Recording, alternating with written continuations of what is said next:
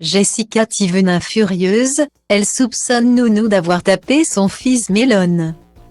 C'est au début de l'année 2014 que Jessica Thivenin s'est fait connaître en tant que petite amie de Julien Tanti dans Les Marseillais à Rio. Son duo explosif avec son chéri de l'époque et son tempérament de feu ont rapidement fait de la jolie blonde une candidate emblématique du programme phare de W9. Alors Jessica va participer à chacune des saisons des Marseillais, qui va se mettre en pause selon le directeur général de la chaîne. En effet, les audiences sont en chute libre depuis plusieurs années. Alors, pour rebooster le nombre de téléspectateurs, W9 a décidé de diffuser bientôt Love Island. Une télé-réalité en direct et 100% interactive. Un vent de fraîcheur dans le milieu puisque les starlets du petit écran, qui ont aujourd'hui une vie de famille, sont de moins en moins impliquées. Et c'est le cas de Jessica qui préfère élever ses deux enfants en bas âge au lieu de partir en tournage. D'ailleurs, la jeune maman vient de choquer les fans en racontant ce qu'il s'est passé avec son fils Melon. Jessica Thivenin, qui a décidé d'arrêter la télé-réalité et qui a taclé Camila, n'a pas eu de chance entre ses grossesses compliquées et les problèmes de santé de ses enfants.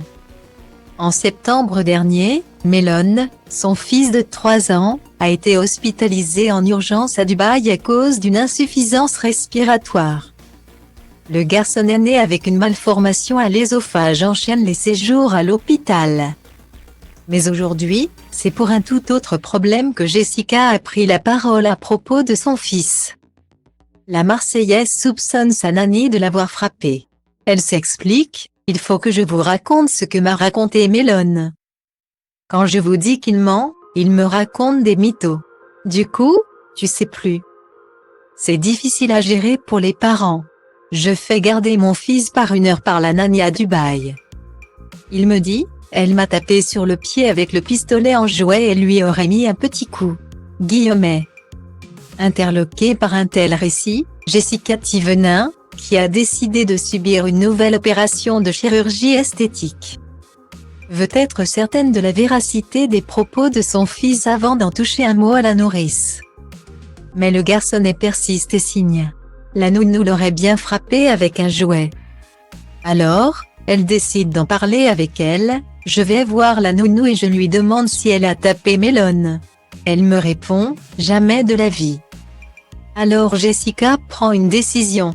Elle a visionné 1 heure de vidéo enregistrée grâce aux caméras de télésurveillance installées dans sa luxueuse villa. J'ai regardé minute par minute, seconde par seconde. Mon fils, personne ne le touche. Je ne rigole pas avec ça. Il a menti. Alors que je lui ai demandé 10 fois. Melon devient le plus grand des mythos.